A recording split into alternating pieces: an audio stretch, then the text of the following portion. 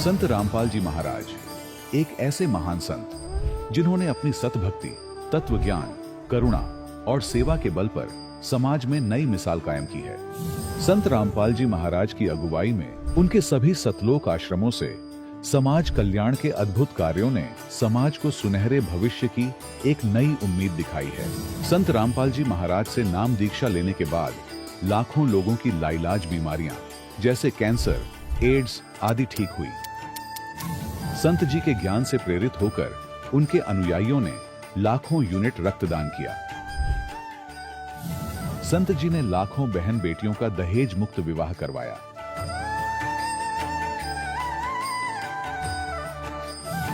संत जी ने लाखों लोगों का नशा छुड़वाया, करोड़ों उजड़े परिवार बसे। संत जी के आश्रमों में समागम के दौरान निःशुल्क नेत्र चिकित्सा, दंत चिकित्सा प्रदान की जाती है। संत रामपाल जी महाराज द्वारा समय समय पर पर्यावरण संरक्षण के उद्देश्य से बड़े स्तर पर वृक्षारोपण किया जाता है। संत जी ने जरूरतमंदों को तत्काल राहत पहुंचाने के लिए एम्बुलेंस सेवा शुरू की। संत जी अपने अनुयायियों को देहदान के लिए प्रेरित करते हैं, जिससे मानवता की सेवा और चिकित्सा क्षेत्र में सुधार हो सके।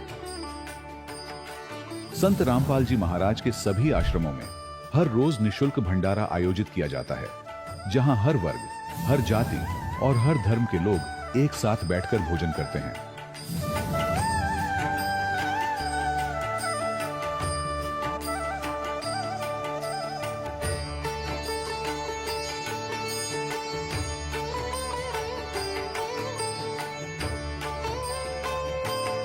संत रामपाल जी महाराज के आश्रम में हजारों बुजुर्गों को सम्मान और प्यार के साथ जीवन जीने का अवसर मिलता है। उनके खाने, रहने और स्वास्थ्य की पूरी जिम्मेदारी संत रामपाल जी महाराज उठाते हैं। अनाथ बच्चों के लिए संत रामपाल जी महाराज के सभी आश्रम किसी वरदान से कम नहीं। यहाँ उन्हें शिक्षा, संस्कार और भविष्य के लिए बेहतर अवसर प्रदान किए जाते हैं। चाहे बाढ़ हो, भूकंप या महामारी, संत रामपाल जी महाराज और उनके अनुयायी हमेशा ही जरूरतमंदों के लिए सबसे आगे खड़े रहते हैं।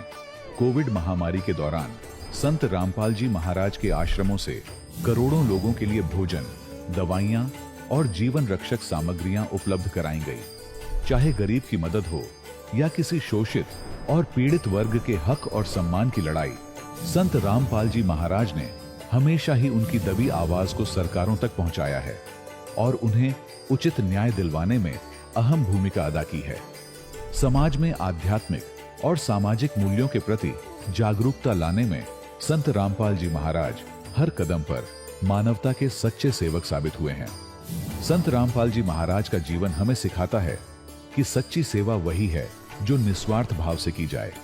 आइए हम भी इस महान सेवा के कार्य में इस महान संत से जुड़ें और संत रामपाल जी महाराज से नाम दीक्षा लेकर अपने जीवन को धन्य बनाएं।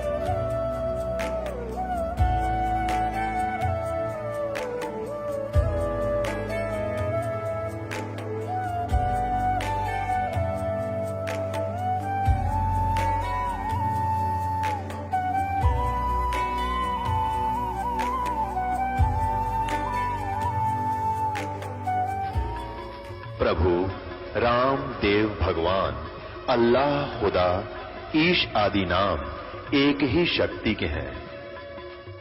वो कैसा है, कहां है, कैसे मिलता है, किसने देखा है? ये प्रश्नवाचक चिन्ह पूर्ण रूप से हटाने के लिए अवश्य सुनिए जगत गुरु तत्वदर्शी संत रामपाल जी महाराज के अमृत वचन, सर्व पवित्र धर्मों के पवित्र शास्त्रों के आधार पर। सत साहिब दर्शकों, क्या हो अगर कोई परिवार हर भक्ति साधना कर चुका हो, हर देवी देवता की पूजा कर चुका हो, डॉक्टरों से इलाज करा चुका हो, लेकिन फिर भी ना तो उसके जीवन में उसे बीमारी से छुटकारा मिले और ना ही उसके घर की हालत सुधरे। ऐसे में इंसान का हिम्मत टूटना और विश्वास डगमगाना बिल्कुल स्वाभाविक हो जाता है। दर्शकों, ऐसी ही कहानी थी हिमाचल प्रदेश की रहने वाली कृष्णा जी की। कृष्णा जी ने अपने जीवन में सभी देवी देवताओं की भक्ति साधना की, लेकिन इसके बावजूद भी इन्हें कोई फायदा नहीं हुआ।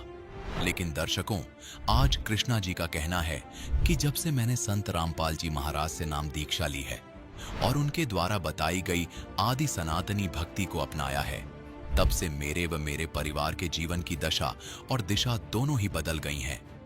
दर्शकों, आखिर संत रामपाल जी महाराज भक्त समाज को ऐसी कौन सी भक्ति विधि बता रहे हैं जो वहां असर दिखा रही है, जहां डॉक्टर और देवी देवता तक असफल हो गए? आखिर क्या है इस भक्ति में ऐसा जो कृष्णा जी संत रामपाल जी महाराज का इतना गुणगान गा रही है? आइए सुनते हैं कृष्णा जी की कहानी उन्हीं की जुबानी। नमस्कार जी। नमस्कार जी। क्या नाम है आपका? मेरा नाम कृष्णा है जी। कहाँ से आए हैं आप? मैं जिला मंडी हिमाचल प्रदेश से आई हूँ जी। संत रामपाल जी महाराज के बारे में आपको कैसे पता चला? मेरे जो पति हैं उनके रीढ़ की हड्डी में बहुत दर्द होता था और बुखार इतने ज्यादा होते थे कि वो रात भर सो नहीं पाते थे, पूरी पूरी रात जागते रहते थे। तो डॉक्टरों से इलाज करवाया, डॉक्टर बोलते थे कि कुछ भी नहीं है। जब बुखार मतलब जो ये फीवर चेक करते थे तो कुछ भी नहीं आता था उसमें।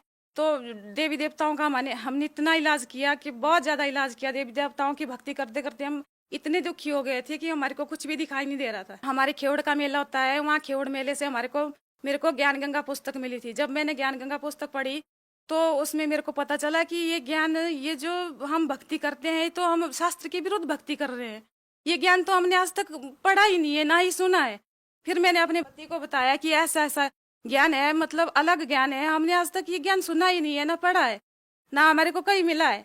तो उन्होंने बोला, वो ठेकेदारी करते थे, तो उन्होंने बोला कि हम या तू ऐसे ही कर दिए, पता नहीं ये क्या, मैं नहीं जानता हूँ। मतलब वो मतलब अपने ये काम में बिजी रहते थे।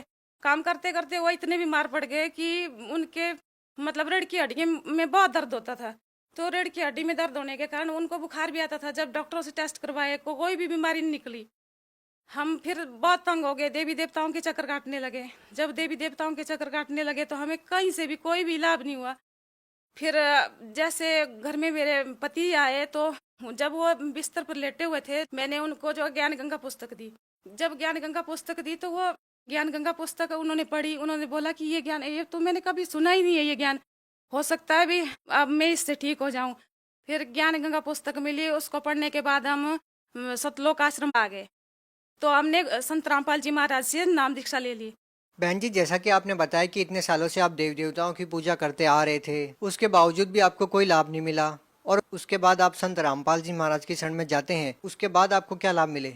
फिर जी सबसे पहले तो मेरे पति जो है वो नशा बहुत ज्यादा करते थे। तो वो नशा, सबसे पहले वो नशा खत्म हो गया। वो जो उनकी बीमारी थी उसमें भी धीरे धीरे आराम आने लगा। जैसे उनको सतनाम मिला तो सतनाम लेने के तुरंत बाद उनकी जो बीमारी है वो बिल्कुल ठीक हो गई धीरे धीरे। और दूसरा लाभ ये है कि मेरे बेटे को पेट में बहुत ज्यादा दर्द होता था। मतलब एक हफ्ते में वो 2 दिन स्कूल ही जा पाता था। जैसे उसको नाम दिलवाया गुरु रामपाल जी महाराज से, तो सतनाम लेने के बाद उसका वो दर्द खत्म हो गया। और पढ़ने में वो बिल्कुल कमजोर था। जैसे उसको सतनाम मिला तो उसकी मतलब मेमोरी जो है पढ़ने की वो तेज हो गई। अब मतलब उसकी जो टीचर थी हिंदी की, वो बोलती थी कि तू तो फेल हो जाएगा हिंदी में। तो उसके जो है पूरे क्लास में जो है 92% नंबर आए 10वीं में। और एक बार जब मैंने नई नई नाम दीक्षा ली थी तो मेरी भेड़ को बाघ ले गया, और मैं मतलब 100 मीटर के ऊपर खड़ी हुई थी। जैसे मैंने एक ही आवाज लगाई तो एक ही आवाज लगाने से बाघ ने उस मतलब मेरी भेड़ को छोड़ दिया। मेरे घर में गाय पाली हुई थी, मेरे हर साल जो है एक गाय मर जाती थी। जब से मैंने संत रामपाल जी महाराज से नाम दीक्षा ली तो उसके बाद मेरा कोई भी ये नुकसान नहीं हुआ। मेरे भगत जी बीमार थे, इसके कारण हमारी आर्थिक स्थिति जो है बहुत कमजोर हो गई थी। तो जब हमने तत्वदर्शी संत रामपाल जी महाराज जी से नाम दीक्षा ली तो उसके बाद धीरे धीरे हमारी आर्थिक स्थिति ठीक होने लगी। और उसके बाद मेरे पति जो है वो उनको काम मिलते गए और नजदीक ही मतलब कुल्लू में वो काम करते हैं, जबकि लाहौल किन्नौर में भी उतना फायदा नहीं होता था। और कुल्लू में उनको आज मतलब परमात्मा ने कम से कम 1.5-2 करोड़ के काम दिलवाए हैं जी। बहन जी, आप भगत समाज को क्या संदेश देना चाहते हैं? भगत समाज को हम यही संदेश देना चाहते हैं कि जगत गुरु तत्वदर्शी संत रामपाल जी महाराज की शरण में आओ और अपना कल्याण करो। धरती पर परमात्मा के रूप में आए हुए हो और सब जगत का कल्याण करेंगे। उनकी शरण में आओ और अपना कल्याण करो। धन्यवाद जी। सत साई। दर्शकों, अभी आपने सुने संत रामपाल जी महाराज से दीक्षा प्राप्त करके सुखी हुए भक्त के अनुभव। अब देखिए जगत गुरु तत्वदर्शी संत रामपाल जी महाराज के मंगल प्रवचन। दास का जो सत्संग के वचन जो होंगे परमात्मा कबीर जी द्वारा बताए हुए, और केवल उन्हीं को असर करेंगे जो गुरु पद पर बैठे हैं, चाहे वो किसी भी जाति मजहब के हैं। जो मिसगाइड कर रहे हैं परमात्मा के बच्चों को, तो उन गुरु कहो, उन्हें ब्राह्मण कहो, उन्हें पंडित कहो। हिंदू धर्म के गुरु जो थे ब्राह्मण कहलाते थे। ब्राह्मण सोए जो ब्रह्म पहचाने, यानी ब्राह्मण का अर्थ है जिसने भगवान को जान लिया, वो ब्राह्मण है। तो हम उन गुरुओं को ब्राह्मण कहो चाहे गुरु कहो, क्योंकि गुरु वही होता जिसने भगवान को अच्छी तरह समझा, जाना, सिलेबस को पढ़ा हमारे सदग्रंथों को। तो दास का उद्देश्य उन ब्राह्मणों से नहीं है जैसे कोई वैद था और बहुत बड़ा अच्छा मास्टर था अपने जॉब का, नब्ज पकड़ता था, बीमारी जान लेता था, औषधि देता था, स्वस्थ हो जाते थे, तो इतना प्रसिद्ध हो गया। फिर उनकी 1-2 पीढ़ी भी थोड़ा बहुत कार्य, 1-2 बच्चा उस वैद्य के कार्य को करता रहा, तो उन सभी उनके वंशजों को, आने वाली पीढ़ियों के सभी बच्चों को ये कहने लगे ये वैद्य है, और वो भी फिर अपने आप को वैद्य कहने लगे। एक सरनेम सा बन गया। हालांकि वो आज भी विद्यमान है ऐसे बच्चे जो वैद्य लिखते हैं अपना सरनेम, और वो जानते नहीं पेट के दर्द की दवाई औषधि, और वो भी वैद्य कहलाते हैं। तो यदि कोई डॉक्टर वैद्य और वैद्य की दवाई के विषय में ही बोलता है कि उस वैद्य की औषधि ठीक नहीं है, वो हानिकारक है, तो वो उन वैद्यों पर असर नहीं हो रही जो केवल परंपरागत वैद्य कहलाते हैं। लेकिन जो औषधि दे रहा है और अब भी वैद्य का काम कर रहा है, उनसे संबंधित है ये बात। जैसे मेरे पूज्य गुरुदेव जी ये इस परंपरागत वैद्य की तरह ब्राह्मण जाति से थी, लेकिन वो कभी अपने आप को पंडित ब्राह्मण नहीं कहते थे। कहता मेरा जन्म ब्राह्मण वर्ण में है, लेकिन मैं पंडित नहीं, ब्राह्मण नहीं हूं। जैसे कोई वैद्य की दृष्टांत से आप अच्छी तरह समझ गए होंगे कि कोई व्यक्ति कोई भी औषधि नहीं जानता है और 2-4 गोली याद कर ली टेबलेट के नाम, तो वैद्य नहीं बन जाता वो। तो उसने कोई कहा वैद्य जी आप वैद्य हैं? हाँ जी, तो मुझे कुछ दवाई दे दो। वो कहेगा नहीं, मैं वो वैद्य को नहीं जैसा तू समझ रहा है। तो यही बात हमारे पूज्य गुरुदेव जी कहा करते थे कि मैं वो ब्राह्मण ना हूं जैसा तुम जब समझते हो, मैं संत हूं। और मेरे दादा गुरुजी थे, वो जाट जाति में जन्मे थे, गांव छावला दिल्ली के अंदर, नजफगढ़ के पास एक गांव है छावला, वहां के जाट थे। और हमारे परदादा गुरुजी गरीबदास जी के पंथ के संत थे, और वो 16 वर्ष की आयु में ही गांव से बाहर का बाहर खेतों से ही उसकी बातों से प्रभावित होकर उसके साथ चला गया था। घर से दुखी थे, तो इतना अच्छा माइंड था उनका। हमारे परदादा गुरुजी ने सोचा कि ये बालक बहुत अच्छे माइंड रखता है, इसको क्यों ना काशी विद्यापीठ से पढ़ा दूं, और ये सदग्रंथों को जान कर अच्छी तरह समझा दिया करेगा। तो उन्होंने जैसे तैसे उसको काशी विद्यापीठ में प्रवेश दिला दिया। वहां से वो 4 विषय के आचार्य बन गए, अव्वल आवे प्रत्येक क्लास में। तो वो पंडित चिदानंद जी के नाम से प्रसिद्ध हो गए। जाट होते हुए वो ब्राह्मण पंडित कहलाए। और उनका आश्रम बना हुआ है गांव गोपालपुर, तहसील खरकौदा, जिला सोनीपत। वहां आश्रम पर लिखा है पूज्य पंडित चिदानंद जी आश्रम।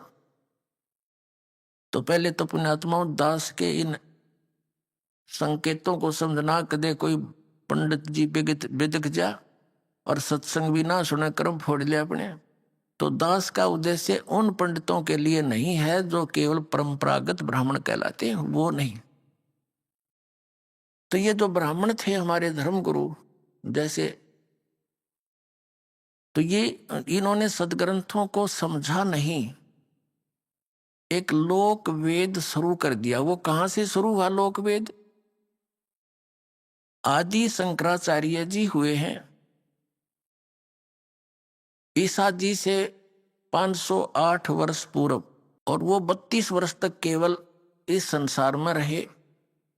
वो स्पेशल भेज रखे थे किसने? भगवान शिव ने। शिव के लोक थे, उनका एक गण था, अच्छी आत्मा थी वहां की।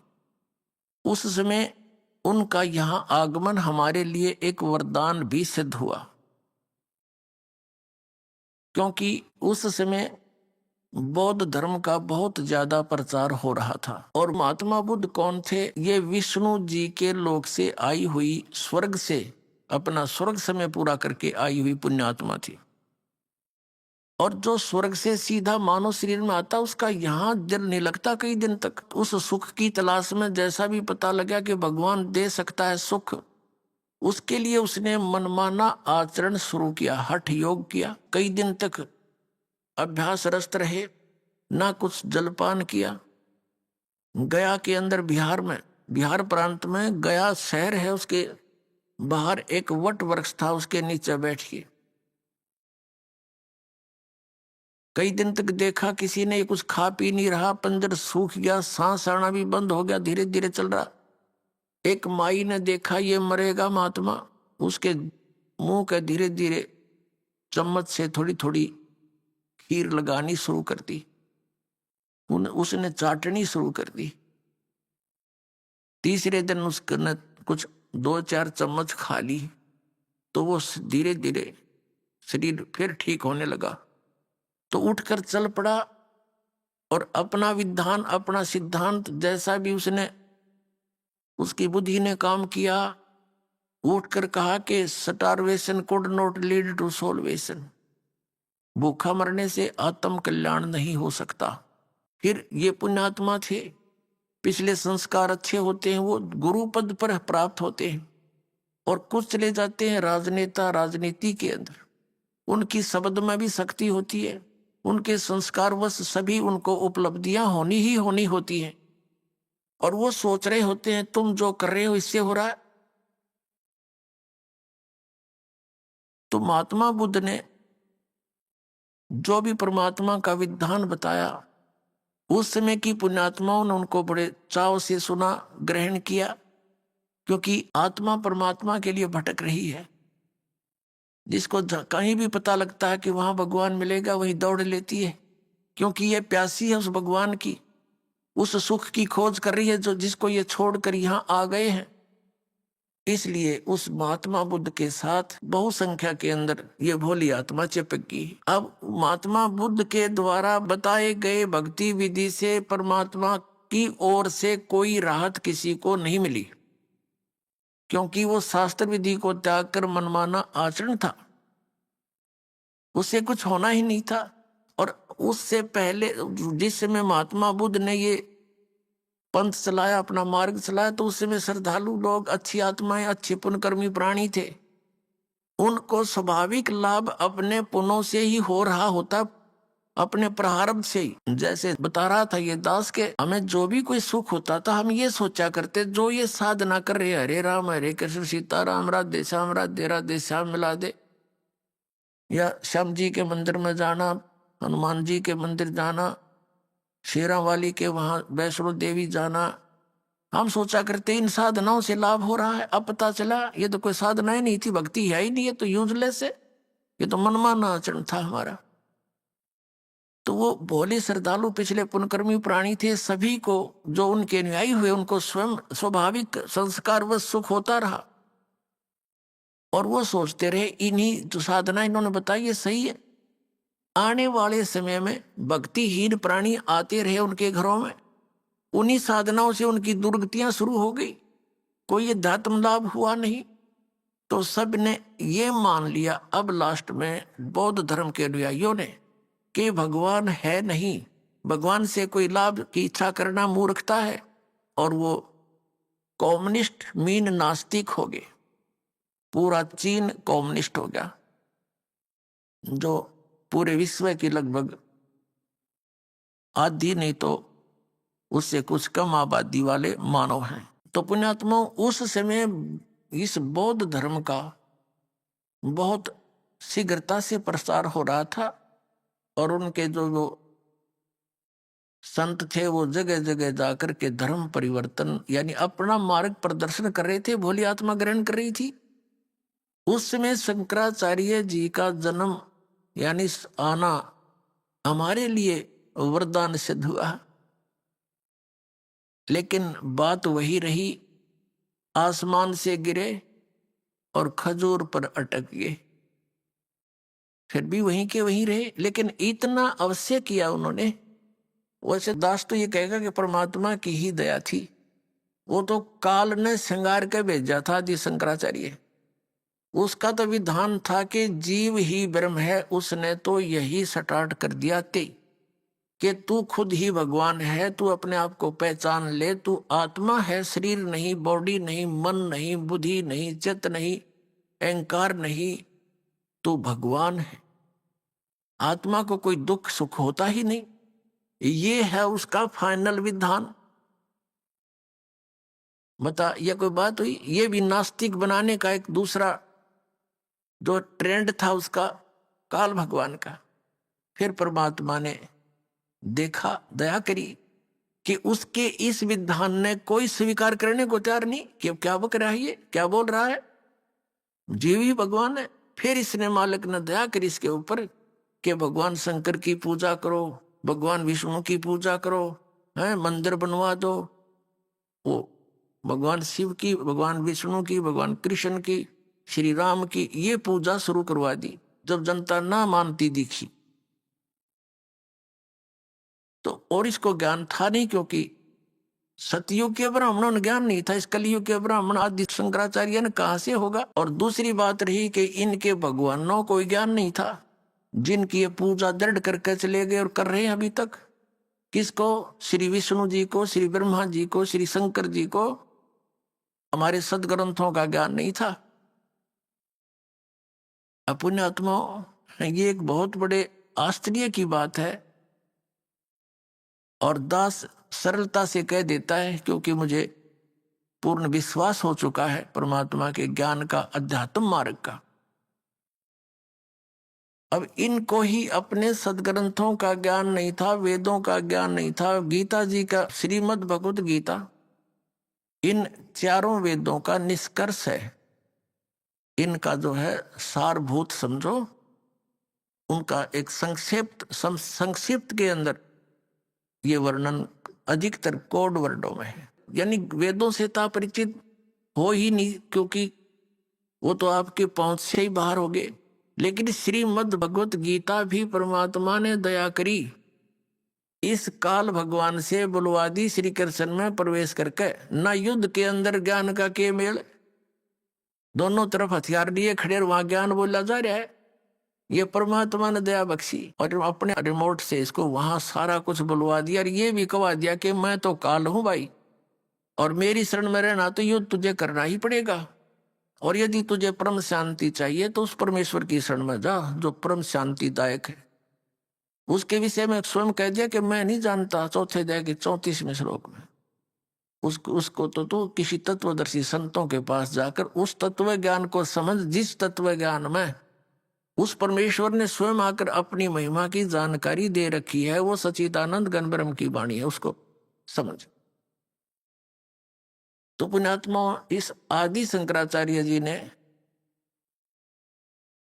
अपना तो सिद्धांत बता दिया कि अहम ब्रह्मास्मि, अयम आत्मा ब्रह्म, तत्वमसि, प्रज्ञानम ब्रह्म।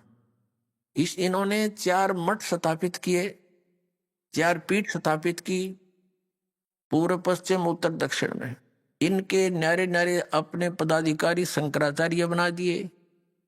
उनको प्रत्येक को एक एक वेद कि तू सिर्फ इस वेद को पढ़ेगा, इसका प्रचार इस क्षेत्र में करेगा, और ये तेरा मंत्र है अयम आत्मा ब्रह्म। और दूसरे का महावाक्य बता दिया तत्वमसि, तत्त्वमसि। तत्व माने वो है परमात्मा, तू ही है, तो माने तू, असी माने है वो परमात्मा तू ही है। अहम ब्रह्मास्मि, मैं ही ब्रह्म हूं, मैं ही परमात्मा हूं। और अयम आत्मा ब्रह्म, ये आत्मा ही परमात्मा है। फिर भक्ति की क्या आवश्यकता रहेगी? और फिर ये कि भगवान विष्णु की पूजा करो, भगवान शिव की पूजा करो। फिर जब भगवान शिव और कृष्ण और रामचंद्र जी है तो जीव क्या रहा? फिर ये जीव आत्मा ब्रह्म कैसे होगी? तो इसको कहते हैं उआबाई। कबीर साहब ने, उस परमेश्वर ने सच्चिदानंद घन ब्रह्म की वाणी में 5वें वेद में कहा है कि माला पैर हुए हैं मुक्ता, सटदल उआबाई बकदा। ये पैर का कंठी माला, ला के माथे में बिंदी तिलक, और ऐसे दिखे जैसे बड़े पहुंचे हुए महापुरुष होंगे। परमात्मा कहते कंठी माला सुमरणी, और पैरे से क्या हो, ऊपर डूंडा साध का अंतर रख्या खो।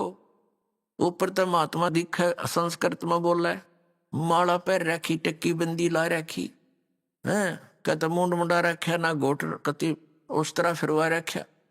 कहते ऊपर डूडा साध का, ऊपर तो लोग दिखाओ ऐसा दिखा महात्मा ही पड़ा है, अंतर रख्या को, अंदर खख भी ज्ञान नहीं तेरे पास, तो आप भी डूबर, अनुयायियों ने भी डुबोएगा। तो पुण्यात्माओं, हम खजूर पर अटके हुए थे, और कबीर परमेश्वर पूर्ण परमात्मा हमारे पिता ने 600 वर्ष पहले हमें उस खजूर से उतारने की चेष्टा की थी कि नीचे आ जाओ, लेकिन हम नीचे ना आकर के गालियां देने लगे उसको, क्योंकि हमने वो खजूर ही पृथ्वी मान रखी थी। घने दिन तो वहीं लटक रहे थे बहुत वर्षों से। तो पुण्यात्माओं, अब परमात्मा ने हमारी आंखें बनाई ज्ञान वाली, तत्व अध्यात्म ज्ञान का हमारा मोतियाबिंद हो गया था। उस मोतियाबिंद के ऑपरेशन करने के लिए पहले तो आपको शिक्षा दी, फिर इस दास को ये दीक्षा दी और ये ज्ञान दिया कि अब ये दास सर्जन बना दिया आप सभी का अध्यात्म अज्ञान का, वो मोतियाबिंद का ऑपरेशन कर देगा और आपने साफ दिखाई देगा, आप सफल होगे, ज्ञान को समझेंगे। तो उसके लिए आप जी ने थोड़ा धैर्य रखना पड़ेगा, क्योंकि ये ज्ञान एक ही दिन में समझ में आने वाला नहीं है। 1-2 घंटे के सत्संग में आपको ये समझ में आने वाला नहीं है। लेकिन कहते हैं धीरे धीरे रे मना, और धीरे सब कुछ हो, माली सींचे 100 घड़ा, समय आए फल हो। तो धीरे धीरे इसको सुनते रहना, आपको बहुत राहत मिलेगी, ज्ञान भी मिलेगा। तो प्रसंग चल रहा है कि एक तो दास ने यहां एक शब्द बोल दिया कि इन शंकराचार्यों और हमारे धर्मगुरुओं मंडलेश्वरों, इन महंतों संतों को तो ज्ञान होगा कहाँ। जिन भगवानों की ये पूजा दृढ़ करते हैं और कराते हैं, हमें बता रहे हैं ऐसा करो, उनको ज्ञान नहीं अध्यात्म। तो ये बात बड़ी खटके की है और बहुत बड़ा विवाद पैदा कर सकती है यदि दास इसका रिमोट, इसका स्विच नहीं दबाएगा। अर्थात आपको सच्चाई नहीं दिखाएगा तो आम व्यक्ति न सोचेगा ये तो झूठ बोलता है रामपाल, और ये कोई बात हुई है, कैसे कह दिया ब्रह्मा विष्णु महेश को ज्ञान नहीं। ये दास ने नहीं कह दिया, इनके इतिहास ने बता दिया, और दास ने इनका इतिहास जीवनी पढ़ ली और इन्हीं उन हमारे धर्म गुरुओं के द्वारा अनुवादित है। ये दास अनुवाद करता तो इन्होंने सोचा यो संस्कृत ना पढ़ रहा है, यो क्या अनुवाद की करेगा, झूठ बोलता। जैसा कि हमारे भगवान के साथ इन्होंने किया था 600 वर्ष पहले। कबीर परमेश्वर जी, परम पूज्य कबीर परमेश्वर जी ने अपनी प्यारी आत्माओं को यह सत संदेश देने की चेष्टा की थी, लेकिन इन मोतियाबिंद वाले व्यक्तियों ने, इन अज्ञानी धर्म गुरुओं ने परमात्मा को ये कह करके हमसे दूर कर दिया, नकार दिया उसके ज्ञान को, कि कबीर तो अशिक्षित है, ये संस्कृत भाषा पढ़ा नहीं, क्योंकि ये शूद्र जाति में रहता है, शूद्र जाति में पल रहा है। और इसको कौन पढ़ावे संस्कृत, क्योंकि ब्राह्मण के अतिरिक्त दूसरा संस्कृत पढ़ ही नहीं सकता था। और हमारे परमात्मा 600 वर्ष पहले कहा करते थे कि ये तीन देव की करते भक्ति, उनकी कदे ना हो मुक्ति। यह लड़ाई थी भगवान की, परमात्मा कबीर जी के साथ और इन अज्ञानी गुरुओं के। ये अज्ञानी हमारे धर्म गुरुओं ने हमारे हिंदू धर्म के व्यक्तियों को, हमारे पूर्वजों को, हमारे ही पिता के विरुद्ध कर दिया कि झूठा है, कपटी है, धर्म के विरुद्ध बोलता है, इसको मार डालो, काट दो। ऐसे सितम ढाए, लेकिन वो तो परमात्मा थे, उसका कुछ बिगाड़ नहीं सके। लेकिन मानने भी नहीं और मानने भी नहीं दिया। ऐसे ही परमात्मा उन मुल्ला और काजियों को कहा करते थे कि तुम मिसगाइड किए हुए हो। हजरत मोहम्मद जी ने ये बिस्मल करने की बात नहीं कही थी, तुम अपना मनमुखी ये मार्ग चला रहे हो, पाप का भागी बना रहे हो पूरे समाज को। परमात्मा कहा करते थे कि नबी मोहम्मद नमस्कार है, राम रसूल कहाया, 1,80,000 को सौगद जिन नहीं कर चलाया। अरस कुरस पर अलह तकत है, खालिक बिन नहीं खाली, और वो पैगंबर पाक पुरुष थे साहिब के अब्दाली। फिर क्या बताया कि हम मोहम्मद को वहां ले गए, जैसे परमात्मा का विधान है, वेदों में वर्णित है। परमात्मा ने 600 वर्ष पहले कबीर भगवान जी ने कहा था कि वेद मेरा भेद है, मैं ना वेदन के माही, और जोन वेद से मैं मिलूं वो वेद जानते नहीं। परमात्मा ने कहा था कि ये विचारों वेद मेरी महिमा का गुणगान कर रहे हैं, लेकिन इन 4 वेदों में वर्णित विधि केवल ब्रह्म तक की है, और यहाँ तक की जो क्रियाएं हैं, यज्ञ हैं, इनकी जानकारी है। ये ब्रह्म तक की साधना है, इससे ब्रह्म लोक प्राप्ति हो सकती है। उसके बाद फिर पुनर्जन्म और 83 लाख योनियों का संकट सदा बना रहे। लेकिन उस सूक्ष्म वेद में जो मेरे पाने की विधि है, वो ये 4 वेद जानते नहीं। ये खुद कहते हैं हम नहीं जानते, तत्वदर्शी संत से पूछो। यजुर्वेद अध्याय नंबर 40 का श्लोक 10 से लेकर 13 तक यही स्पष्ट किया गया है। एक तो विद्वान और अविद्वान की परिभाषा बताई गई है, और एक ये बताया गया कि कोई तो परमात्मा को उत्पन्न होने वाला, जन्म लेने वाला साकार बताता है, जो अवतार रूप में आता है, कोई निराकार बताता है। इसकी सही जानकारी तो तत्वदर्शी संत बताएगा, उनसे सुनो। ऐसे गीता जी अध्याय नंबर 4 के श्लोक नंबर 34 में कहा है कि उस तत्व ज्ञान को जो परमात्मा ने स्वयं आकर बताया है, उसको तू तत्वदर्शी संतों के पास जाकर समझ। उनको दंडवत प्रणाम करने से वो परमात्म तत्व को जानने वाले ज्ञानी महात्मा यानी तत्वदर्शी संत तुझे उस परमात्म तत्व का ज्ञान कराएंगे, परमात्मा का ज्ञान कराएंगे।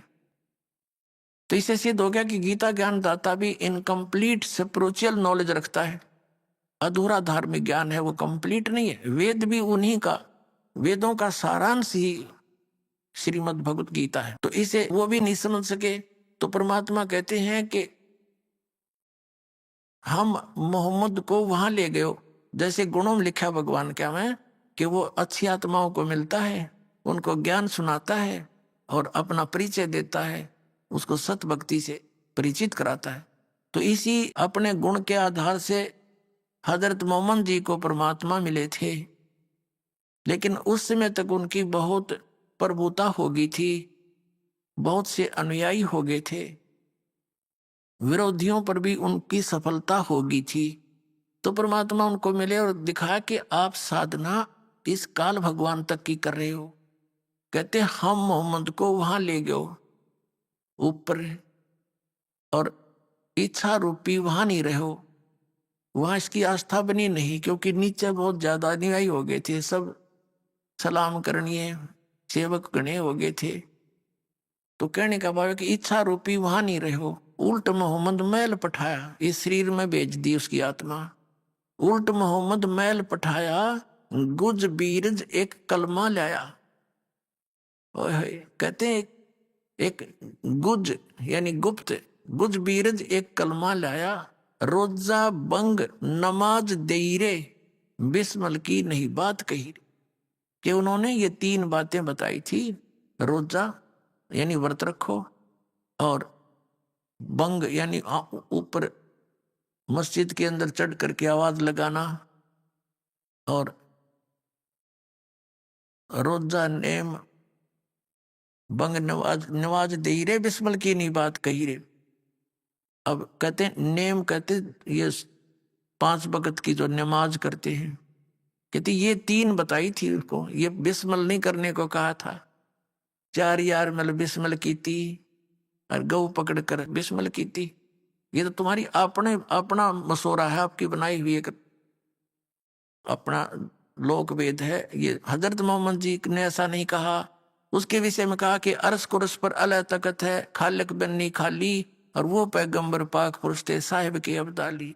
नबी मोहम्मद नमस्कार है, उतारणीय महापुरुष थे। और राम रसूल कहा है, वो तो भगवान का एक संदेश वाहक था। और 1,80,000 उनके अनुयायी थे हजरत मोहम्मद के, वो मुसलमान थे। मुसलमान वही है जो बुराई ना करे, किसी की आत्मा नहीं दुखावे, जीव हिंसा नहीं करता। तो धार्मिक व्यक्ति तो उसी को कह सकते हैं, काटे शीस नहीं दिल करना, बकरे काटे, गऊ काटे, झोटे काट कर बलि चढ़ावे, वो भक्त है। धिक्कार है ऐसी भक्ति को। तो क्या कहा करते, ऐसे ही हिंदुओं में देख लो आप, कामाख्या माई का माता का बोला झोटे चढ़े, बकरे चढ़े, वह बकरे खाओ, वह मूर्ति अकल मारी जा रही बताई हमारी। तो परमात्मा यही कहा करते थे, उनको कहा करते थे कि तुमने ये अपना लोक वेद बना लिया, वो हजरत मोहम्मद जी का दिया हुआ ये ज्ञान मांस खान का नहीं। तो वो उधर से वो भी धर्मगुरु कबीर भगवान के विरोधी हो गए, इधर से हिंदुओं के धर्मगुरु कबीर परमात्मा के विरोधी हो गए। और सब ने ये कह दिया, जब मारे से मरा नहीं, काटे से कटा नहीं, सब उन्होंने अपने हथियार चला लिए। उन्होंने देखा मरता भी नहीं और चुप भी नहीं होता। तो ये कहना शुरू कर दिया कि ये क्या जाने हमारे सदग्रंथों के बारे।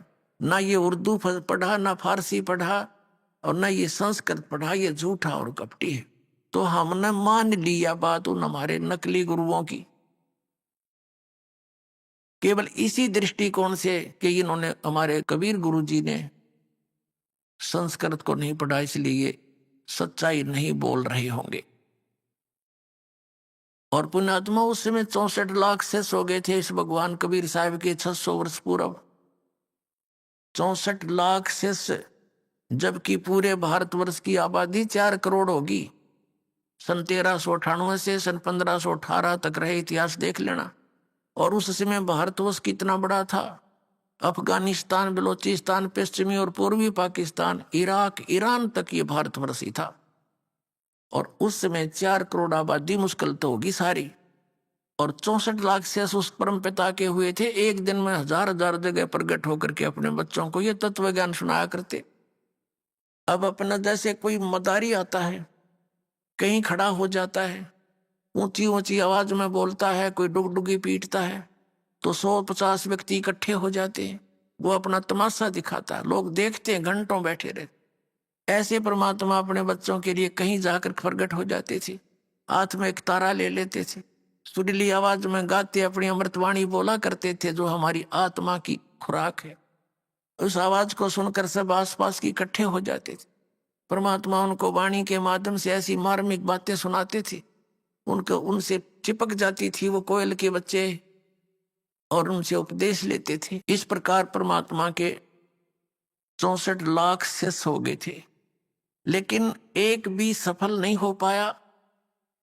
कारण यही था कि हमने उनको संत माना, गुरु माना, और ऐसे ऐसी लीलाएं की, इतने सुख दिए उनको जो भी उनकी शरण में आया आशीर्वाद से ठीक।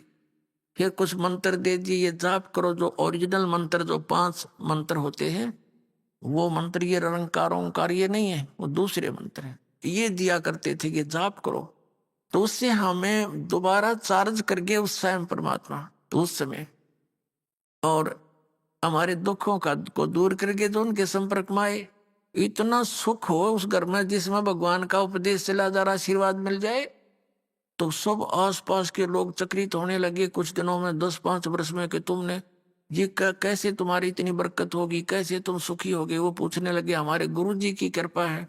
तो ऐसे देखा देखी लाखों 64 लाख से परमात्मा के हो गए। और इतना सुख हो गया सबको, क्योंकि वो परमात्मा सुखदाई है, वो सुख का सागर है, वो हमारा पिता है, वो हमारे प्रारब्ध का भी नाश कर सकता है।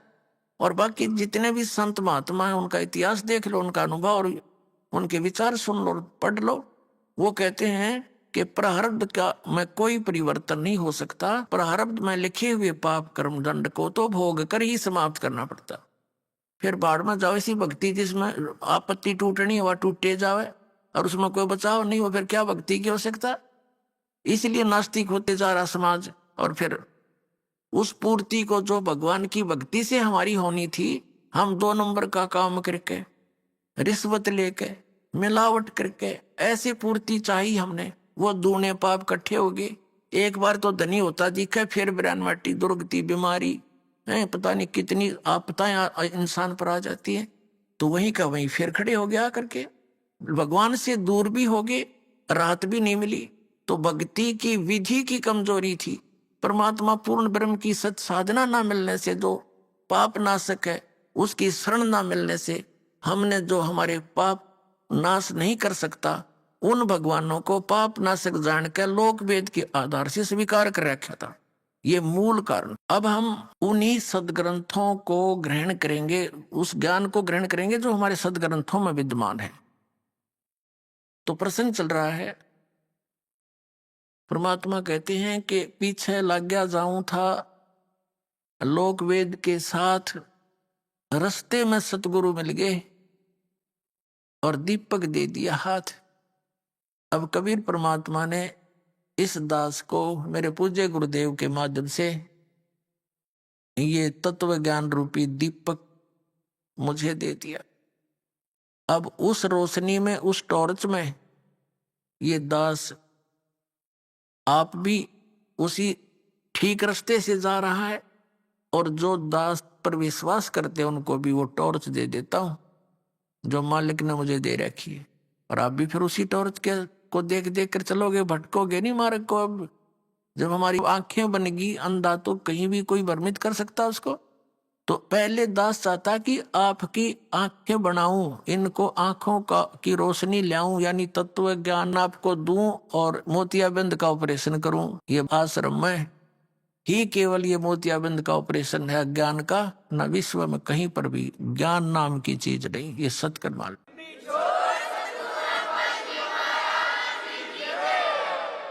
अब आपको थोड़ा सा दास ने एक प्रश्न बोला था, एक शब्द कहा था कि इन शंकराचार्यों को और हमारे हिंदू धर्म के गुरु मंडलेश्वरों को ज्ञान कहाँ से होगा, जिनको ये भगवान संपूर्ण परमात्मा मानते हैं, नारायण मानते हैं, अजरो अमर मानते हैं, इनको ज्ञान नहीं अध्यात्म मार्ग का। तो पुण्यात्मा, ये एक 10वां 11वां अजूबा है जो ये बात कहनी कि ब्रह्मा विष्णु महेश ने ज्ञान नहीं अध्यात्म मार्ग का। लेकिन आज परमात्मा के बच्चे शिक्षित हो गए, नहीं तो पहला लठबाज लो मेरी गेला। और वो कर भी दिया था न, क्रोथा कांड। यही कारण था दास ये सच्चाई का था नकली आचार्यों की।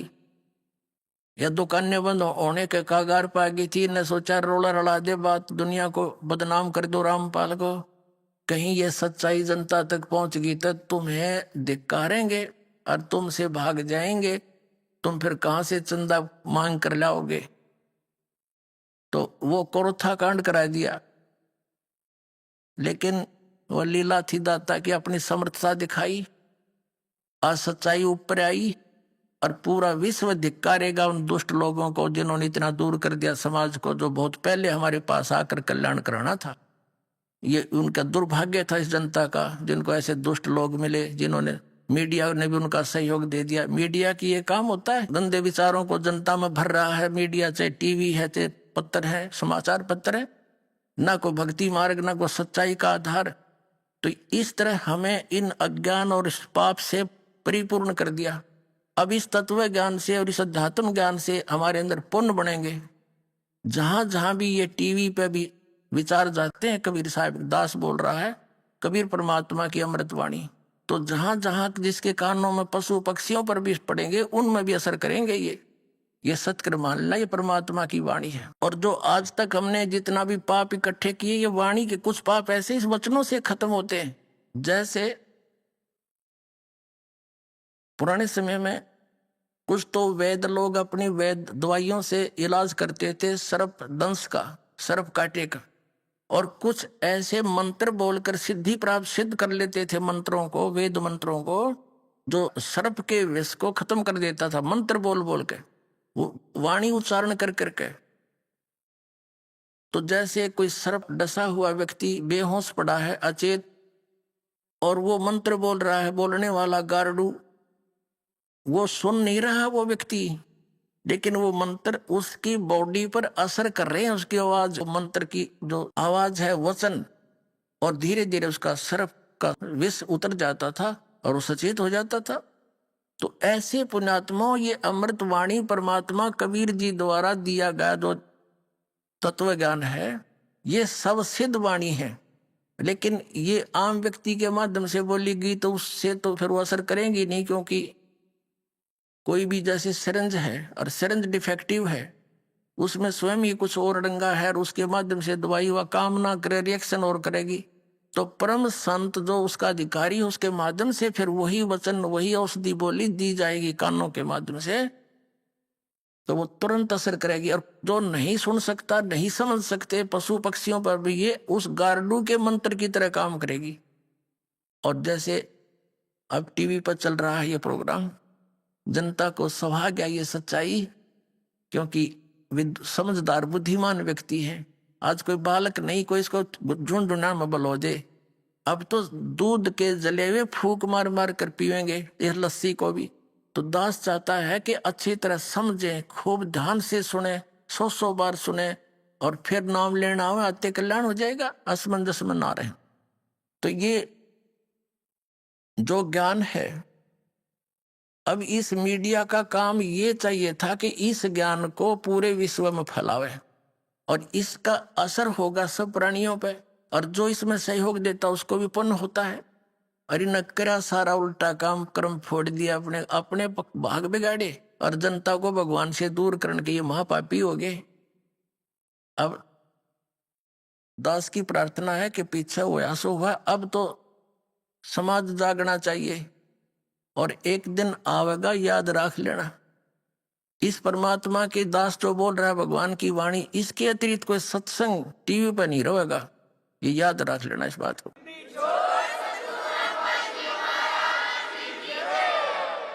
वो ज्ञान है, सारी बकवास सुनाने लग रहे, वही सतनाम, वही सतलोक, वही सचखंड, वही राधा स्वामी धाम, वही सतनाम, ये इनके सत्संग सिर न पैर किसी का। और ये जो हमारे गुरु, धर्म गुरु सुनाते हैं, सारा गीता जी के विपरीत ज्ञान, वेदों और पुराणों के विपरीत ज्ञान देते हैं। इन्हें कौन सुना करेगा? ये ऐसे बकवादों को जो इन्हें हमारे अंदर ठोक रखी थी, हमें मूर्ख बना रखा था, कोई नहीं सुनेगा। तो एक दिन ऐसा आएगा, केवल यही सत्संग विश्व में और यही ज्ञान और एक भगवान कबीर साहब ही रहेगा। ये भगवान का आदेश समझ लो। और पूरे विश्व में सतयुग जैसा माहौल होगा। अब होगा ये जय गुरुदेव मथुरा वाला, उस राधा स्वामी वाले ही विचारों को, शिवदयाल जी वाले विचारों को नई बोतल में डाल कर जय गुरुदेव बना कर धर गया। और सन 1950 से सत्संग कर रहा है, और अब इनकी मृत्यु हुई। अभी आपने सुने संत रामपाल जी महाराज के मंगल प्रवचन। आइए अब सुनते हैं संत रामपाल जी महाराज से नाम दीक्षा लेकर सतभक्ति करके अद्भुत लाभ प्राप्त करने वाले अनुयायी के विचार। दर्शकों, सोचिए, अगर कोई व्यक्ति बचपन से ही पूरी श्रद्धा के साथ शिव जी, दुर्गा माता और अन्य देवी देवताओं की पूजा करता हो, हर व्रत, हर पर्व, हर नियम को निष्ठा से निभाता हो, और फिर भी उसके जीवन में सुख और शांति का नामो निशान न हो, तो वह क्या करे? दर्शकों, ऐसी ही कहानी थी उत्तराखंड के रहने वाले मनोज कुमार जी की। मनोज जी बचपन से पूजा पाठ में लीन रहते थे। वे शिव जी और दुर्गा माता जी की विशेष रूप से पूजा करते थे। मंदिरों में घंटों बैठकर जप तप करते थे, उपवास रखते थे। लेकिन इतना सब करने के बाद भी इन्हें न तो मानसिक सुकून मिला और न ही अपने जीवन की समस्याओं से कोई मुक्ति। लेकिन दर्शकों, आज मनोज जी का कहना है कि जब से मैंने संत रामपाल जी महाराज जी की शरण ली है, तब से मेरी पूरी जिंदगी बदल गई है।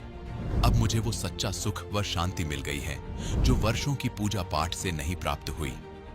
दर्शकों, आखिर क्या कारण है कि मनोज जी जैसे हजारों लोग अपनी पारंपरिक भक्ति साधनाओं को छोड़कर संत रामपाल जी महाराज द्वारा बताए गए मार्ग को अपना रहे हैं और उसे ही आदि सनातनी भक्ति बता रहे हैं?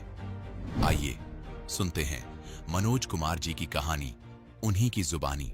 नमस्कार सर। सर क्या नाम है आपका? मनोज कुमार। कहाँ से आए हो? लाल कुआं, नैनीताल डिस्ट्रिक्ट, उत्तराखंड से आया हूँ। सर, संत रामपाल जी महाराज की शरण में आने से पहले आप क्या साधनाएं करते थे?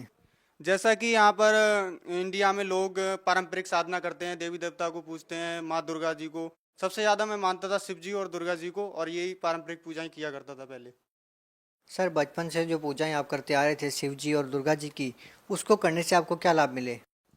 जी भगत जी, इसका तो हमें पता भी नहीं था कि क्या लाभ होता है और ये क्या दे सकते हैं, इनके बारे में कोई जानकारी नहीं थी। बस यही जो हमारे मम्मी पापा और ये सब लोग करते आ रहे थे उसी तरीके से कर रहे थे। कभी 9 दुर्गे का व्रत रख लिया, 9 दिन भूखे नहीं रह सकते तो एक दिन स्टार्टिंग का रख लेते थे और लास्ट का रख लेते थे। इस तरीके से साधनाएं किया करते थे।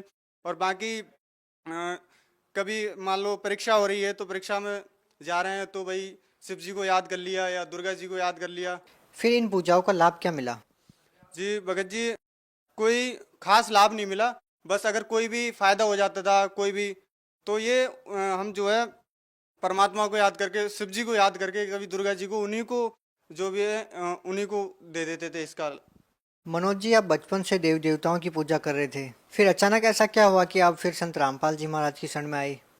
जी भगत जी, मेरे को एक प्रॉब्लम रहती थी पेट में, तो उस वजह से एक फ्रेंड थे हमारे, तो उन्होंने ये ज्ञान सुना था बहुत। उसके मम्मी पापा वहाँ पर ज्वाइंट थे, तो उन्होंने हमको बताया, बहुत घर पे भी बता के जाते थे ज्ञान। तो एक दिन उन्होंने भैया जी को और हमारी भाभी जी को साथ में लेके गए, और उससे 2-4 घंटे पहले हमको फ़ोन किया। मैं गुड़गांव में जॉब किया करता था, मारुति सुजुकी में।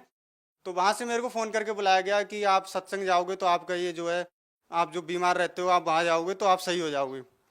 तो हर कोई ये सोचता है कि मैं कहीं ना कहीं जाऊं तो ऐसी जगह हो जाए जहाँ पर मैं ठीक हो जाऊं। मैं सभी डॉक्टरों के यहाँ जाता था, घूमता था, सारी रिपोर्ट चेक कराई, लेकिन कहीं पर मैं ठीक नहीं होता था। तो वहाँ पर मैं गया तो मैंने ज्ञान नहीं सुना था, तो अटपटा सा लग रहा था सब, तो पूर्ण विश्वास नहीं था। लेकिन हमने वहाँ से नाम लिया तो तब से थोड़ा सा मैं ठीक रहने लगा। तो मैंने परमात्मा पे विश्वास किया और 4 महीने मंत्र जाप किया। लेकिन उससे मतलब ये पता नहीं था मुझे कि 4 महीने के बाद जो है ये मंत्र कंटिन्यू रखना पड़ेगा। तो इस चक्कर में देखिए, मतलब सतनाम मिलेगा, उसके बाद ही सतनाम का जाप किया जाएगा। तो कुछ समय हमने जो है मंत्र को छोड़ दिया था बीच में। उसके बाद जून जुलाई में दोबारा जब नामदान स्थल खुले तो लगभग नवंबर में हमने शुद्धिकरण कराया था दोबारा। सर, आपने नाम उपदेश कब लिया? जी, नाम उपदेश 2014 नवंबर में ले लिया था। सर, आप जानते हैं कि संत रामपाल जी महाराज जी शास्त्रों के अनुसार भक्ति साधना बता रहे हैं, तो सर ऐसा नहीं हो सकता कि वो अपना ज्ञान ही बताते रहे, अन्य संतों के बारे में टिक्का टिप्पणी नहीं करें?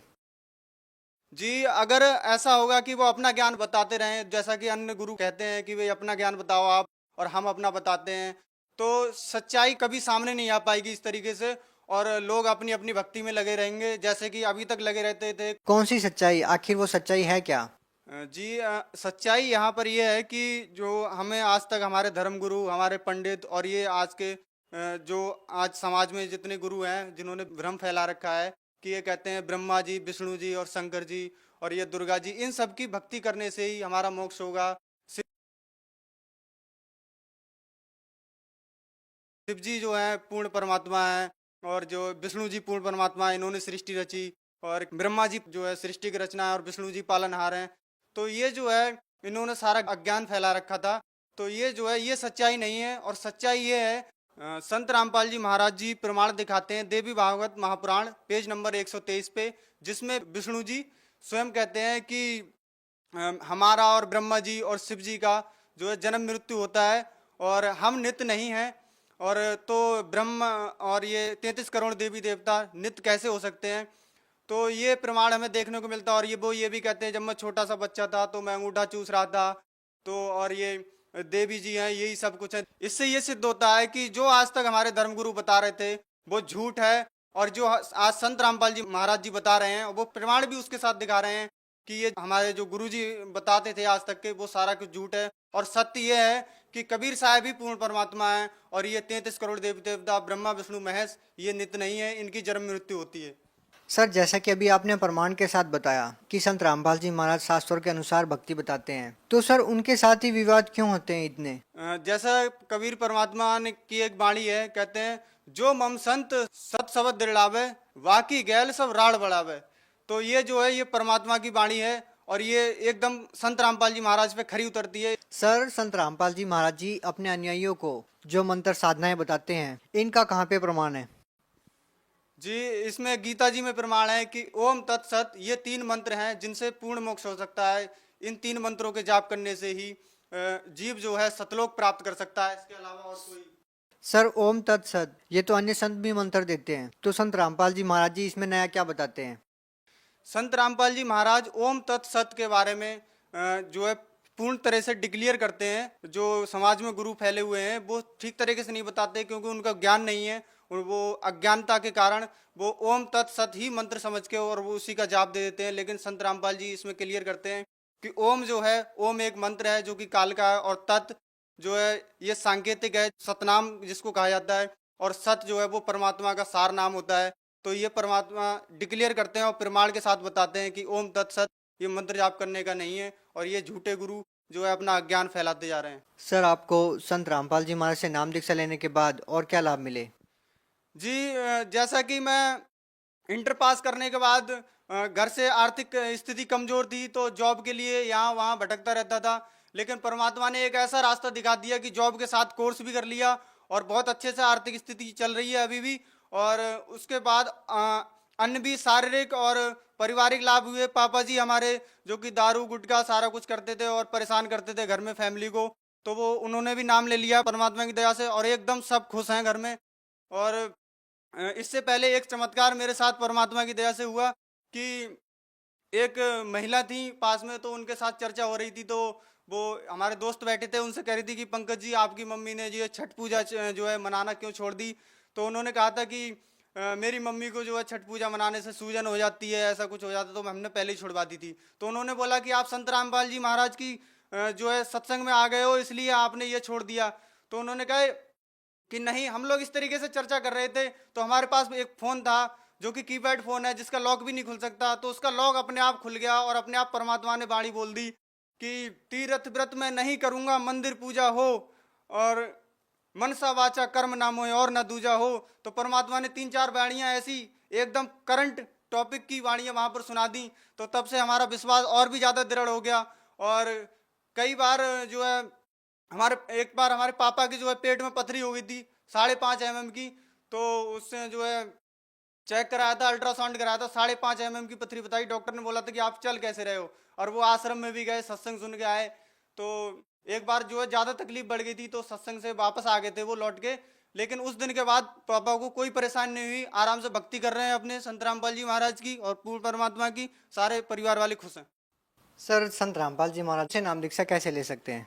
जी, हर जिले में नामदान स्थल खुले हुए हैं, और चैनल पर सत्संग आते हैं तो वहाँ पर देख सकते हैं। उसके नीचे लाइन दी होती है और नंबर दिए होते हैं, उन नंबरों पे कॉल करके आप ज्ञान गंगा पुस्तक मंगा सकते हैं, उन पे मैसेज कर सकते हैं, और उन नंबरों पे कॉल करके मालूम कर सकते हैं नामदान स्थल, और वहाँ से जाके आप नामदान ले सकते हैं। धन्यवाद सर। धन्यवाद भैया जी।